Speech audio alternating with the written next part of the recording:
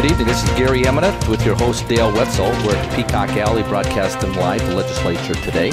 So, Dale, I've been gone the last 3 nights. I've been skipping. I've been playing hooky, so you've been running the whole show. So I'm back to kind of give you a little bit of a hassle tonight. So hassle away. How's it gone all week? It's gone well, actually. Maybe because I was gone, I suppose. No, I don't think it had anything to do with that. But it's been going well. Well, tonight we're at Peacock Alley, and we're tonight's wing night, left wing, right wing, and we've talked about wings, and we don't need to go way over the top on wings. But yes, we do. We need to go way over the top on wings, and we have just the man here to help us do it. We have Mr. Bill Shalhoob, who is a lobbyist for the Greater North Dakota Chamber of Commerce and a businessman who knows what it's like to run a restaurant, to run a hotel, to actually do business in the state of North Dakota. But first of all, Bill, what we need to know is a breaded chicken wing, is that inherently liberal or conservative or neither? I think wings are apolitical. It would be neither. Now, we have to love wings to begin with, but you have to love wings the way they do them here without the breading. What do you think? That's the way they traditionally do wings, even if they aren't buffalo wings. Now, Bill, do you like breaded or naked? Because they have their little political wing night. So the right wings are the naked. They call them right wings, and maybe that's what Dale likes, because I think he's kind of a right winger. I don't know if he's or not. Not Dale Wetzel, but Dale Zimmerman. But then they have the left wings are breaded, and that where Dale goes. We've been going back and forth trying to discover. Dale thinks the breaded actually should be the Republican wings, but I think he's right, because I'm kind of a right winger and they're naked wings. Well, we're thinking that maybe naked wings are libertarian wings, or maybe that's true. That's you've got. Well, I'm going to fall on the naked wing side. Anything naked cannot be bad. I'm with you on that one. So, Bill, just a question. Now, you've been in the hospitality business a lot of your life, and just running a restaurant. Peacock Alley just got the Beef Innovator of the Year, but I've watched Dale down here and his crew. And, not just speaking of just Peacock Alley, but all the people, restaurateurs across the city of Bismarck, and doing events that you did over the years at the Dakota, and I guess in those days it was Kirkwood Motor Inn, right? Right. And you've been in other hotel business. Talk a little bit about to listeners what it's like as a business guy, because it's the GNDC where we're talking about business. I'm curious about getting the pressure of big events and making it work, and service people showing up every night, etc. The first thing is it's incredibly fun, because every night is different. All that goes with it. So it's fun because it's new every day, and every day you go to work. And the second thing is for Dale and all the other people who work in the restaurants all across the state, own them and that kind of thing, you work incredibly hard. It's hard in the service business. Generally, our businesses are right now.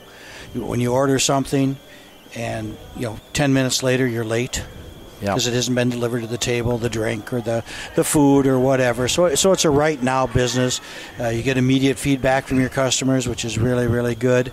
And there's nothing quite like the feeling of getting it right, where you've really had, you've had a banquet for 2,500 or 1,000 people, and you really got it right, and the food was sensational, and all that other kind of thing. And the other thing is, there's nothing quite like the feeling when you didn't get it right, for whatever reason. Doesn't happen very often, but it happens, and you try to learn from it, go on, try to get your employees to learn from it and go on, and that kind of thing.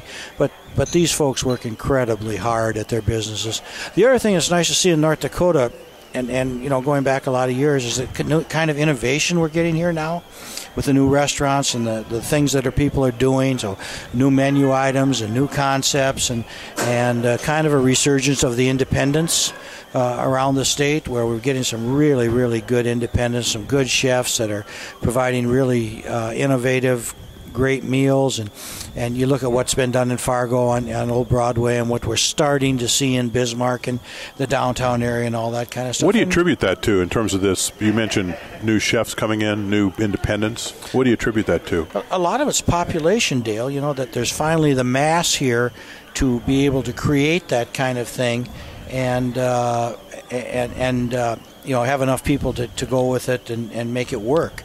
And the other thing is, I don't know where it started, maybe with Stuart, but we started to get some really talented chefs here that really know their stuff and they produce really good food. And I think before that, people might have been afraid to try that kind of thing because the price points get a little higher and we're conservative and you're never going to get that much money. But it's worked out real well all the way. And we're going to get, 2 or 3 new restaurants in downtown Bismarck now, I think, in the next few months. And I'm excited about the whole thing, and I think that there could be some real nice areas created, really good areas where people go to meet and eat and have fun and all that kind of stuff. And I'm hoping that downtown Bismarck becomes one of those places. It's a great. We've had investors coming in from the Bakken to want to do projects with us, and we've had 4 or 5 groups come through in the last month, and we always end up either taking them to one of the restaurants downtown. We tended to do that. I've been to East 40 once because I like it up north, but it's great to be able to, because you got the chains, but to have places like Peacock that are kind of famous downtown. And Toasted Frog's a great little place. We had dinner there 2 nights ago with some guys that were in from Dallas, and it was they do a great job over there. So it's really kind of fun. And those are the kind of places. The more you get of those kind of places, even JL Beers, and that's right. The more of those kind of places you get in concentrated area, the more business they'll draw, and the more other people will want to build and be there. The new little deli that opened. The Duck? Yeah. That's very, very good. My wife and I have eaten there a couple times. They're very good. They do a great job. A limited menu, but what they do really, really well. And those are the kind of places you're looking for. I just think... from going from the old days where menu development was really the big thing that stopped you from doing that, to getting the folks in here with the talent to do their own menu development and work their own place is really good. And I think like Mo does a great job at Bistro. Yes. With those kind of things, and his menu is fresh. It really does well. So all those places, and it's all kind of in an area where hopefully we can make that grow and what's it like to manage the labor force in a hotel or a large establishment like that? Well, it's hard. You're in the service business. The wages are not the highest you're ever going to see, especially when you get into some of the lower kitchen areas, things like that. So it's always a challenge to find people and then to keep them motivated and to keep going. But that's part of it. I think that's improved a lot over the last few years, and that's a good thing. That really is that the wages are getting higher, and we're able to justify that to give people living wages and better pay, all that kind of thing. But it's really a challenge when you get to it. You get, at one time I think at the high point I had probably close to 400 employees in 3 places, and it's not without its problems. I mean, when you get 400 folks, it's always someone is going to have issues, whether they're personal or with each other or I think families and things like that. And you got to take an interest in all that. You got to work it all because it affects performance. And so you want people there who are happy and working, and that's what you try to do. I think the incredible job of the banquets. I've had to be responsible for putting banquets on over the years, and going to the Dakota at the time was Kirkwood. Yeah. I mean, you guys really set the standard over there. When you'd bring in a crowd and bring that food out, I mean, I still remember some big events we did in my political early days. Just the reality of what you guys executed, that is like a symphony, it looks like to me, to bring all the food in and have it hot and desserts hitting and keeping the coffee full. I mean, I'm just overwhelmed by that sometimes when I think about that. A lot of coordination involved, and just a tremendous attention to detail. What we're doing and the time we're doing it, and trying to keep everybody going. You're in the back and you're just coordinating the activities of the cooks bringing food out of the ovens and starting the dishing process, and servers going to the right tables, and all that kind of stuff. But it really is fun, and these folks work incredibly long hours. If you're going to be a successful place, you're going to work 50 to 80 hours a week, in your own place. Whatever they're earning, they're really earning. Yeah. Well, I appreciate that. I just wanted to chat a little bit about it with your background. And being Dale and I sitting here, at least me 1 or 2 nights a week, Dale every night, 4 nights a week. I was going to mention that one of the things that you learn when you start hiring employees, and I've hired employees, before I hired employees, I never thought about workers' comp. I never thought about unemployment insurance. I never thought about how often you have to pay Social Security and Medicare. I never thought about the earned income tax credit. I never thought about all of these things that employers think about and how it adds on to the cost of labor and the general hassle, frankly, of having employees. I thought when President Clinton first came in, I thought that was very instructive in terms of what needs to be done to stay within the law and have employees, because he had people who were hiring. He was nominating people for Attorney General who were hiring nannies off the books and cleaning employees, and they weren't paying their taxes, and everyone's kind of sitting up and thinking, oh, really? Did you have to do that? And it was very instructive. Yeah. I mean, I'm not saying this to be to be smarmy or anything. I honestly thought it was instructive, because at that time you had to submit forms 4 times a year for like a household employee. Now you don't. You have to submit it once a year, and you can do it on your own tax form. It's much simpler now than it was then. And it's because of what happened back then, because people got to thinking, really, why do we do it this way? We can do it a different way, a simpler way, one that's less of a hassle for the... Compliance has always been an issue. And what you try to do is make the compliance as easy as possible for those folks that have to do it, especially those in startup businesses, so it doesn't become so overwhelming that they get behind on their payroll taxes, or they get behind on these issues, these things, and they're able to keep up to it, and they know what to do. So Dale, just shifting gears a little bit, give us a little bit of a feedback on what happened today as we start thinking about business here in this next hour. Some interesting things actually from a business perspective. We'll talk to Bill about this in a moment, but the House overwhelmingly approved a law that would require the state government pension funds to divest from companies that do business in Iran. That sort of thing, that sort of divestiture for political reasons, has not usually happened in North Dakota. The last time it was really even debated at length was when South Africa still had an apartheid regime, and there was a lot of discussion about, well, should our pension funds invest in companies that do business in South Africa? Now, there have been economic sanctions by the United States against Iran for some time, and this has just come up. It was introduced by a Fargo Republican legislator, Betty Grandy, and she said that our pension funds should not be investing in companies that should not be investing directly in companies that do business with Iran, except in certain circumstances, like if they're providing humanitarian aid or something of that nature. It'll be interesting to see how that comes off in the Senate, because I was surprised at the strength of the support for that, because there has been a tradition, I suppose you could call it, of not getting involved politically, not making investment decisions when it comes to the state employee pension funds for political reasons, or trying to accomplish political goals. And so that was quite fascinating. The big news, and I skipped over it, I'm sorry, but the big news was a vote on seatbelts. The primary seatbelt law was defeated. A proposed primary seatbelt law was defeated in the House today. The vote was 52-40. And what this bill would have done was allowed the police to pull you over and ticket you if they saw you driving without a seatbelt. Right now, we have what's called a secondary enforcement law, and that allows the police to ticket you for not wearing a seatbelt, but they can only do that if they see you first doing something else wrong. If they see your headlight is out, or maybe you ran a stop sign, or you're speeding, or weaving, or there's a number of reasons that the police have to pull you over. And once they've done that, according to the law now, they can ticket you for not wearing a seatbelt if you're not wearing one. This bill would have allowed them to pull you over specifically for not wearing a seatbelt. And the big argument was, most of our traffic laws, in fact almost all of them, are focused on trying to protect the public safety, because if you're driving without working headlights, for example, you are a hazard to others as well as yourself. But the rationale of the opponents of the primary seatbelt law is that if you're driving around without your seatbelt on, you're a hazard to yourself, but not necessarily to someone else.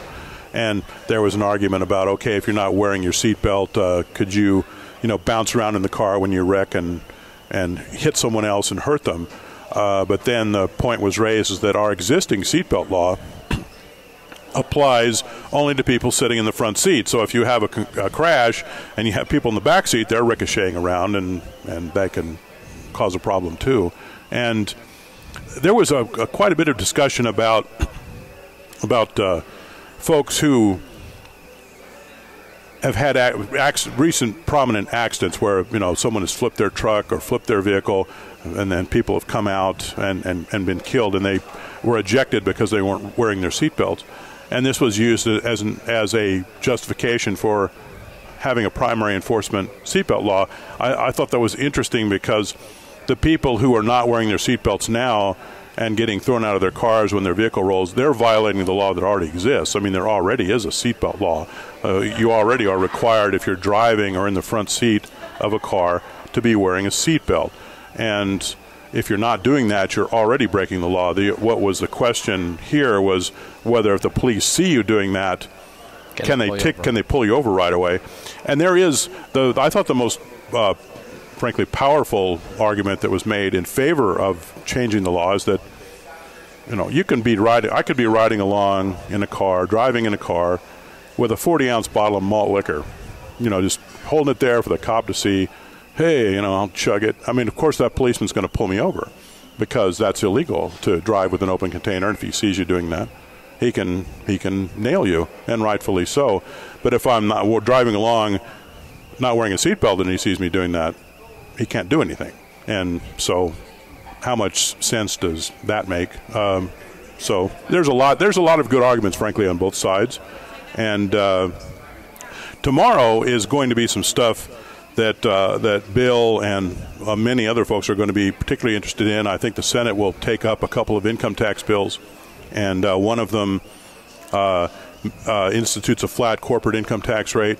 The other one doesn't. They're both quite a bit larger than what the governor put into his budget. The governor put in $100 million worth of individual income tax cuts, $25 million of corporate.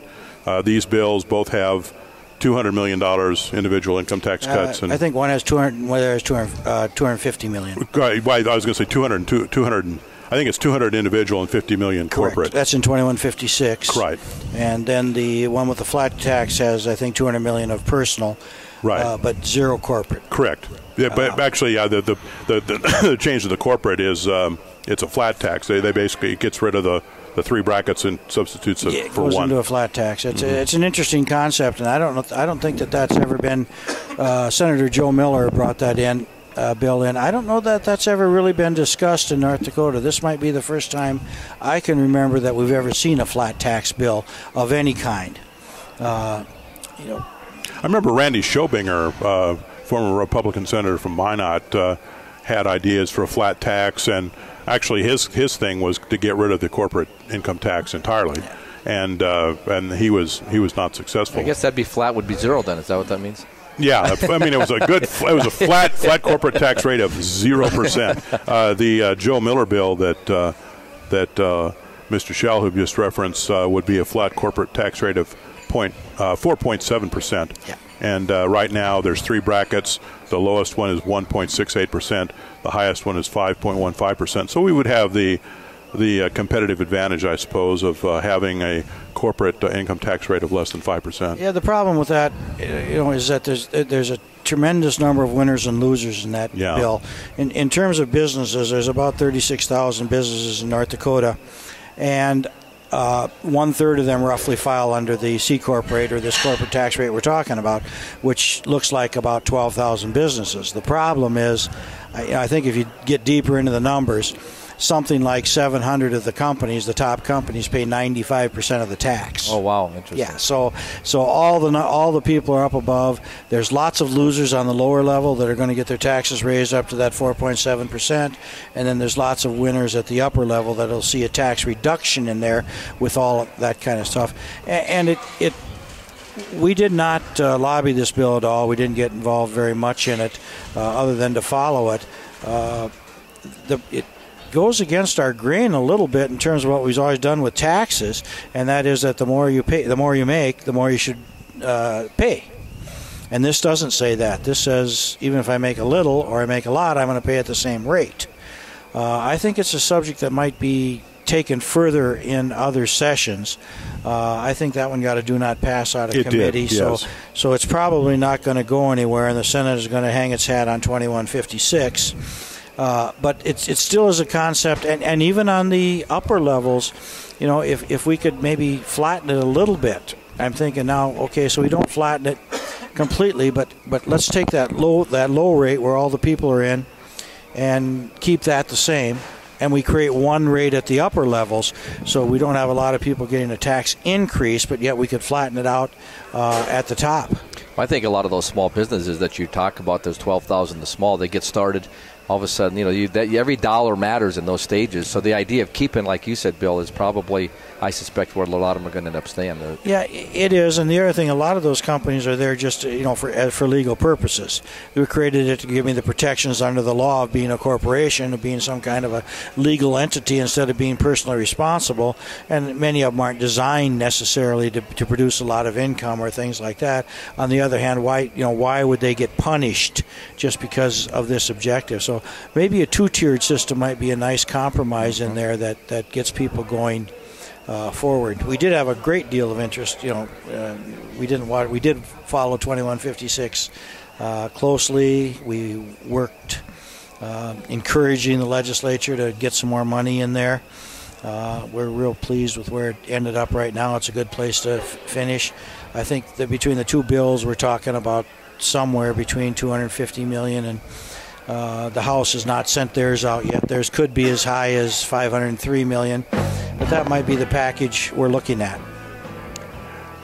Well, we've been sitting here speaking to Bill Shalhoob. He's a Bismarck businessman and entrepreneur and a lobbyist for the Greater North Dakota Chamber of Commerce. We also have with us here Gary Emeneth, my partner in... Not crime. Don't use crime. I was trying to think of a good word to say that is not CRIME. My partner in news and yapping on the radio.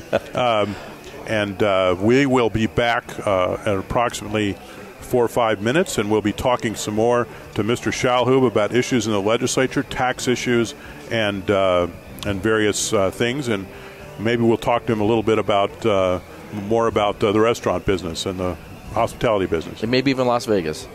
Hey, sounds good to me. See you back after break.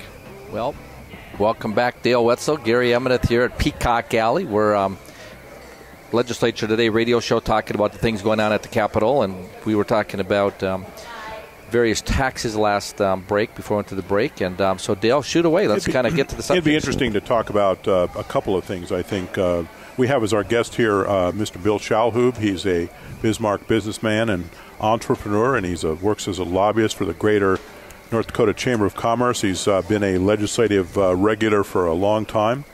And one of the tax bills, the major tax bills in the Senate presently, would cut the sales tax rate. We've had a lot of talk about cutting income taxes, but this would cut the sales tax rate from 5% to 4.5%, and it would also limit the ability of local governments to raise their own sales tax. Essentially what it would do is it would limit any one jurisdiction to 2%. If they have more than that right now, they would be grandfathered in, but if that had to be renewed at some point, they would not be able to go above 2%. It's a little more complicated than that as well, because the 2% would include a county and a city sales tax. So, for example, if the city of Bismarck had a 2% sales tax, the county of Burley couldn't jump in and get any more sales tax than that. Or if the Burley County had a 1% sales tax, the city of Bismarck couldn't go above 1%. And this is it might be interesting for folks to know that there's 131 cities in North Dakota that levy a sales tax. 59 of them, this is according to the state tax department, 59 of them have a 2% sales tax. 3 cities have a 2.5% sales tax. That's Medora, Pembina, and Valley City. Bill, you were mentioning earlier about the significance of the sales tax to state government revenues. Could you talk about that for a moment? Sure. And just so what happened on the Senator Sinner's bill on the sales tax, it had two things in there. It had a cap of 2% on cities, and it had a lowering of the tax to 4.5%. Yes. On everything. Well, the cap failed in the Senate on Tuesday, I think. So now the one it's going to be voted on, it's a straight lowering of the tax to 4.5%. Interesting what's happened with sales taxes. We keep talking about the three-legged stool, and just to give everybody a little background, I think in the 9/11 biennium, the sales tax collections were about $1.2 billion. I don't have the figures in front of me, but $1.2 billion and change. This legislative, the 13 biennium, they're $2.05 billion. So about $800 million increase in 2 years in total sales tax collections. And next biennium, given all the premises that are in the governor's budget, they're projecting about $254, so $2.540 billion in sales taxes.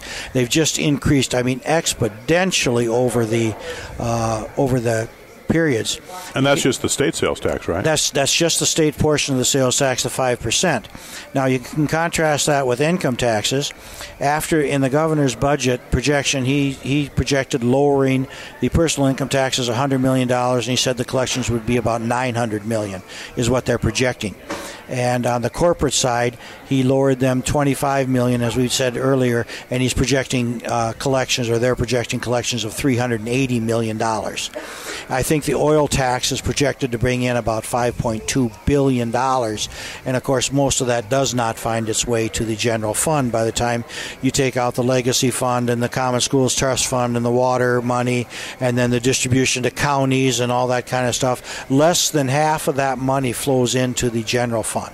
The oil money that billed? The oil money that's billed. See, 30% comes off the top, a total of 20% on one side, or 10% total goes to water, and then to schools, and all the things that it goes to. By the time, and then you've got the statute stuff like the county, the distribution to oil-producing counties. So by the time you go through all those formulas, about 40% of that number is able to flow into the general fund, and then they use it for various things down there, mainly one-time expenditure. And there's a cap on the general fund too. It's $300 million, I think, right now. Yeah, and then it starts going into these other funds. Yeah, it makes a very interesting chart. It does make an interesting chart, and it's kind of like a bunch of buckets that you put water in, and when one fills up, it just flows over into the next one. Senator Wardner has some great charts and things like that in there that shows all this stuff, and they have a disaster relief fund, and all the things that it can be spent for when it gets there. But these buckets get filled pretty fast when every number you starts with a B. Well, I think that's a good chart, Dale, for the Great Plains Examiner. We're going to have to put one of those charts in there, because when you think of all that money and you start talking about only 300 and starts hitting these other buckets, that's not chump change. We're talking real money ending up in a lot of coffers, aren't we? Yeah, yes, we are, and it's we're at a stage where we do still have a lot of things to do with the money. We have a lot of money coming in, but we really, really do have a lot of things to do with it in order to continue and ensure that the state is going to continue to grow. And the Chamber's on the forefront of that. We are there for property taxes or cuts and for income tax cuts, and we sometimes get lost in that. But we are also for a lot of spending, a lot of places that we think money has to go to in order to assure the long-term viability of the state. One of the things as well that came up in the House today was a bill by Jim Casper. He's a Republican from Fargo, and it gives newly hired state employees beginning August 1st the option of opting out of the state pension fund and instead going into a state defined contribution retirement plan. Now, this has been a very contentious issue in the legislature. Should the pension plan continue for new employees at all? This was a big battle 2 years ago. There was a bill to essentially put new state employees into a defined contribution plan, a 401k plan, if you will, and that would essentially cap the liabilities of the defined benefit plan, which is something where you get a fixed amount of money per month depending on your salary and your years of service. You're guaranteed that amount of money until you die. And defined benefit plans are fairly rare outside the public sector these days. Very few companies they weren't have. Originally, private sector were very heavily involved in defined benefit programs. And what we found over the years, and as we went to this, they don't work. They can't work. There's real problems with the long-term sustainability of a defined benefit program. And so the private sector in almost all instances has opted out of those and have gone to defined contribution programs. And the last area where there is still this kind of discussion and argument is with public employees, as we're talking about here. And I think a lot of the argument in Wisconsin was over, and other states, states, as Ohio has been over pension plans, and they talk about these things and getting the change made, and it's usually a wrenching change. And even this was relatively a small change. Yes, it is. It just gave new employees a choice of where to go. And you could hear when I listened to the floor debate, it was everybody was contentious. Yes. Trotting out all the arguments and that kind of. This was a very, very, very small step. Yes, it is.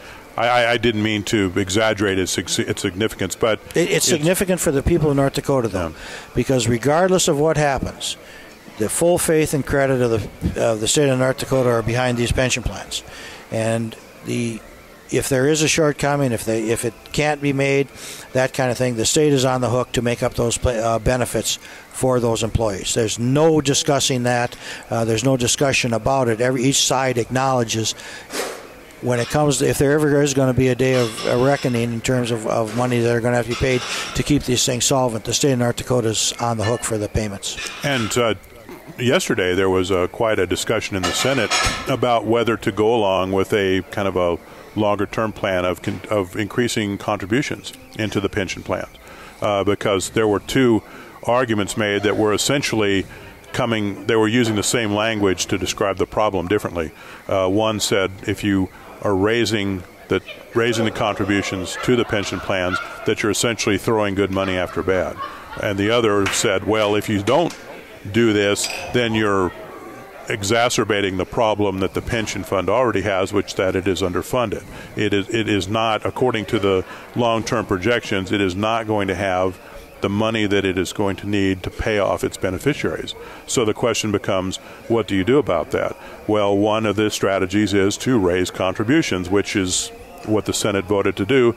Another one is to limit the liabilities, which is what the House bill would do, because it would say to folks, okay, you can set up your own retirement plan, a 401k plan, and instead of getting into the state guaranteed pension plan. And there are going to be people, I'm sure, that if this bill passes, that will do that. And the advantage to them is that they will then have a savings account that is theirs. And if they die before the savings account is used up, they can will this money to their heirs. The disadvantage to them is if they make bad investment choices, if they screw things up, they could be destitute, whereas a defined benefit plan guarantees you a benefit, and the risk is shifted from you, the employee, to the employer, which in this case is state government. And I think one of the arguments is also that if someone young is coming into a defined contribution plan right now, they will do much better than being in a defined benefit program because they're young and they've got the benefit of age, lots of years to put it in there, those kind of things. And on the other side, the argument would be that if those people aren't being made to be part of the defined benefit program because they're contributing to other people's, the older folks' retirement, that the state is going to be more liable or have more liability than it had before. It's going to be a very complicated subject. The chamber is maintaining a lot of times we would just like an honest look at what the liability is. What is the long-term liability for the people of North Dakota? And if we could get that answer, it would help the decision-making going forward. What's the speculation on that right now? I've heard numbers going back and forth. What's the latest, what they think is the exposure to the state? Anybody, what's the best guess Dale, do you? Well, the exposure. Well, as far as being unfunded, what they project underfunded. I have to say, Gary, 2 years ago I went to all the hearings on those. This year I did not, so I didn't hear any of the reports. I have no idea what their what the unfunded liability, I guess you'd call it, would be at this point. I think it's between like 60 and 70%, I believe. I'm working from memory here, but well, yeah, they were about 70% funded, and the theory was if they went with these increased contributions, which is 1% from the state and 1% from the employee additionally every year, and you started to do those kind of things, that they could reach 90% in 6, 8, 10 years, something like that. Yeah. But then that assumes the market straightens out and then get some decent return on investment and a few other things in there too. That's really shooting at those kind of goals with that kind of money is really a moving target. So one of the things that is talked about quite a bit is the implicit assumption here is that the fund is going to have an 8% rate of return, and is that a realistic assumption to make in today's climate where we have a stock market that is not exactly growing great guns and zero interest rates for savers almost? I mean, is an 8% rate of return over the long haul, is that a realistic expectation? The other thing is that the state, the liability, the underfunded calculation it's called smoothing. It's averaged over a period of time. It isn't year to year. And so right now what we have is a big downturn in 2008 that is having to work its way through the system. And that really hurts a 5-year average when you have 1 year or 2 years that were really horrible. And once the python swallows that problem, once it works its way through, then you'll have a different outlook.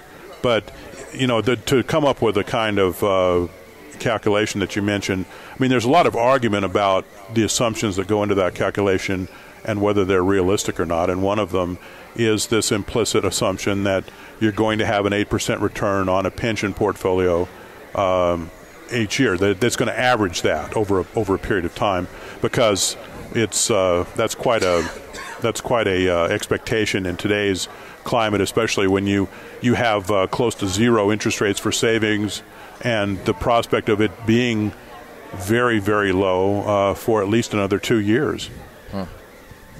Yeah, and those are the issues as you look at it. It's I don't think it's going to go away. This is a very small step.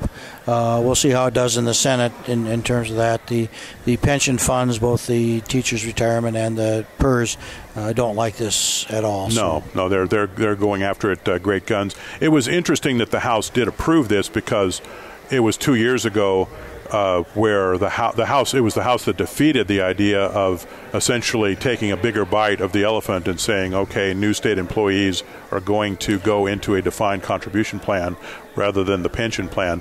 I mean, you had a 2/3 Republican majority in the House, and I forget exactly what the vote was, but there were more than 60 votes against this idea of requiring new state employees to go into a 401k plan. And so this one is, as Bill mentioned, is a very incremental step in comparison. Quick question related to that. Does the university system all fall into that? I know there's the extension service, which come underneath civil service, which are federal, but is the majority of the university employees all fall underneath the state pension plan? No. Besides just Bismarck? Or? No, they